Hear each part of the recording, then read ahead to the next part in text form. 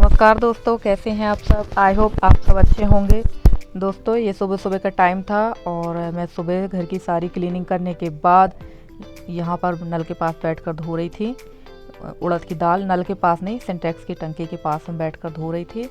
और अभी घर के कोई भी मेंबर्स नहीं उठे हुए हैं, तो मैंने यार सोचा ये जल्दी जल्दी ये काम कर लूँ, क्योंकि जब सब लोग उठ जाते हैं तो फिर चाय पानी नाश्ता में काफ़ी टाइम लग जाता है, फिर ये काम पेंडिंग रह जाते हैं। और अब तो धूप भी तेज़ होने लगी है। और उड़द की दाल को मैंने अच्छे 2-3 पानी से धो लिया है। अब आप सोच रहे होंगे उड़द दाल इतनी सारी क्यों धो रही हूँ। ये धुली हुई उड़द दाल है, इसके मैं बनाऊँगी पापड़। और यहाँ पर दाल धुलने के बाद मैंने उसे कपड़े पर रख दिया था और आ गई थी किचन में, क्योंकि रात को मैंने किचन नहीं लीपा था। बहुत ज़्यादा थकान सी लग रही थी और गुरुवार भी था, तो मैंने नहीं लीपा था। मैंने कहा सुबह हो जाएगा काम। तो अब मुझे किचन की सफाई करना है। और यहाँ पर रखा हुआ था बोरी में आटा, तो इसे मैं टंकी में भर दूंगी। और आटा ज़्यादा था, मैंने एकदम से टंकी में डाल दिया, थोड़ा सा आटा गिर गया है। इसे मैं दबा दबा कर रख दूंगी। और हम लोग एक बोरी बना लेते हैं जिसमें हम लोग आटा पिसवाते हैं।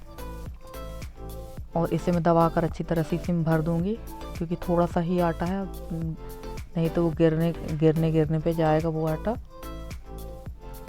और वैसे प्राय सभी जगह गांव देहातों में तो यही होता है, अधिकतर लोग यही करते हैं, गेहूं का स्टोरेज करते हैं और उसी से आटा पिसवाते हैं। यहाँ हम लोगों के तरफ या प्राय सभी लोगों के यहाँ आटा खरीद कर नहीं आता है, आटा पिसाया ही जाता है। और बोरी को मैं अच्छी तरह से साफ इसमें झड़ा दूंगी टंकी में। उसके बाद में इसको ले जाकर जो थोड़ा बहुत आटा होगा उसको मैं गाय की सानी में झड़ा दूंगी और बोरी को धोकर रख देंगे। अगली बारी बोरी फिर से काम में आ जाएगी।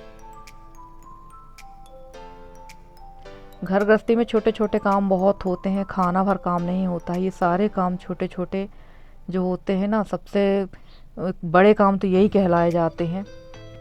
खाना बनाना तो एक इतना बड़ा काम नहीं होता। खाना बनाने के पीछे जो तैयारियां होती हैं वो सारी इन्हीं से शुरू होती हैं।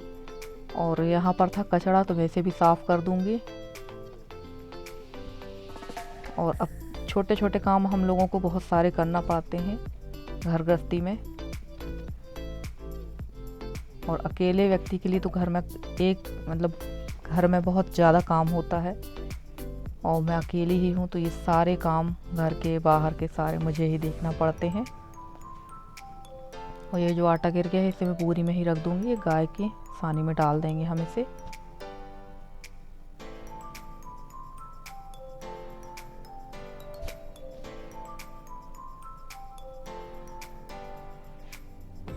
और मैंने चूल्हे की राख नहीं उठाई थी रात में, क्योंकि हमारे यहाँ चूल्हे की राख रात को नहीं उठाने देते हैं।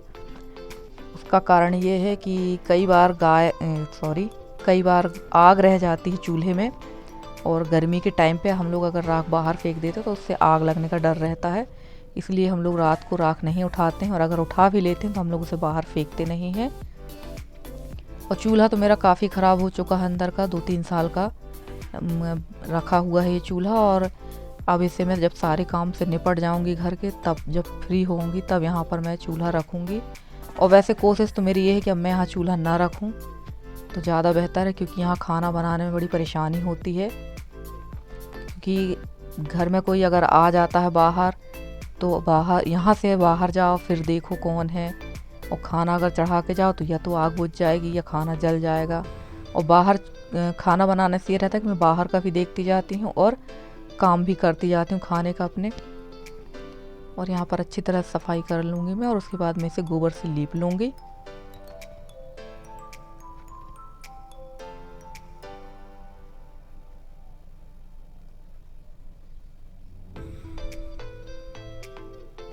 ये देखिए, यहाँ मैं आ गई थी लीपने के लिए चूल्हा मैं गोबर से लीप रही हूँ।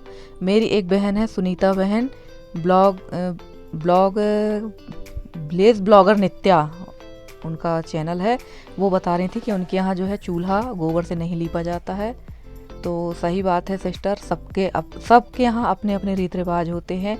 रीत रिवाज तो हर 2 किलोमीटर में चेंज हो जाते हैं। हमारे यहाँ भी ऐसा नहीं है कि गोबर से ही लीपें। आप चूना से लीप सकते हैं, पर अपनी सुविधा के हिसाब से हम लोग गोबर से ही लीप लेते हैं। ये देखिए पूरा यहाँ लीपने के बाद अब मैं जाके दाल को सुखा दूंगी छत पे, और उसके बाद मैं नहा कर करूँगी अपना दूसरा काम, क्योंकि खाना बनाना है मुझे। तो मैंने सोचा ये सब काम करने के बाद नहा कर ही खाना बनाया जाए, क्योंकि सबसे बड़ा काम तो नहाना ही लगता है मुझे, कि अगर आप नहा लिए मतलब सबसे बड़ा काम हो गया। और मैं आ गई थी यहाँ छत पर दाल सुखाने के लिए। दाल को मैं अच्छे से सुखा दूंगी पतला पतला, ताकि ये शाम तक सूख जाए, और सूखने के बाद हम इसको बनाएंगे पापड़, क्योंकि मुझे 30 मार्च के पहले सारे काम निपटाना है। पापड़, बड़ी और जो मतलब मेहनत वाले काम हैं, क्योंकि 30 तारीख को हमारे यहाँ बड़े ससुर जी की बरसी है, और 31 तारीख को मेरे यहाँ फिर अमावस्या है। तो 29 तारीख से ही सभी लोग आना शुरू हो जाएंगे, फिर ये काम पेंडिंग रह जाएगा। और इसके बाद पड़ने लगी बहुत तेज़ गर्मी, और गर्मी में तो ज़्यादा हिम्मत नहीं होती। वैसे भी मेरे ये सारे काम बहुत लेट हो चुके हैं। इसके पहले तो ये सारे काम फरवरी में ही लगभग हो जाते थे, फरवरी लास्ट, मार्च के फर्स्ट में। पर इस बार ठंडी भी बहुत ज़्यादा पड़ी, और काम भी ऐसे आते गए कि ये काम सब हो नहीं पा रहे थे। और इसे मैं ढक दूंगी एक कपड़े से, ताकि जो पत्तियां हैं वो इसमें ना गिरे। ये देखें, और मैंने दाल 2 कपड़ों में डाली है, पतली पतली करके एकदम फैलाकर। अब चलते हैं घर। और ये है हमारे यहाँ चारों तरफ का नज़ारा। अभी खेत में हरियाली दिख रही है, बस अब कुछ दिनों में फसल भी कट जाएगी। और ये था दोपहर का टाइम। यहाँ पर मैं आ गई थी, खाना हमारा बन चुका था। खाना खाने के बाद मैं ये बड़ी निकाल रही थी, ये सूख गई हैं, और इसे 1 दिन की धूप और दिखाऊंगी। उसके बाद मैं इसे डिब्बे में बंद करके रख दूंगी, और इसकी रेसिपी मैं आपके साथ ज़रूर शेयर करूंगी, इसकी सब्जी की।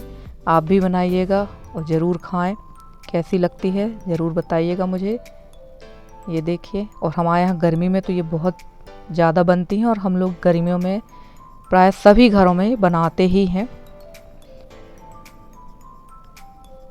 ये देखिए, इसे 1 दिन की धूप और दिखाएंगे अभी हम। दोस्तों, आपको मेरा वीडियो कैसा लगता है प्लीज़ बताइएगा ज़रूर। अगर आपको मेरे वीडियो पसंद आते हैं तो प्लीज़ मेरे वीडियो को लाइक करें, शेयर करें, एंड मेरे चैनल को सब्सक्राइब करें। मिलती हूँ मैं आपसे अगले वीडियो में, तब तक के लिए थैंक्स फॉर वॉचिंग।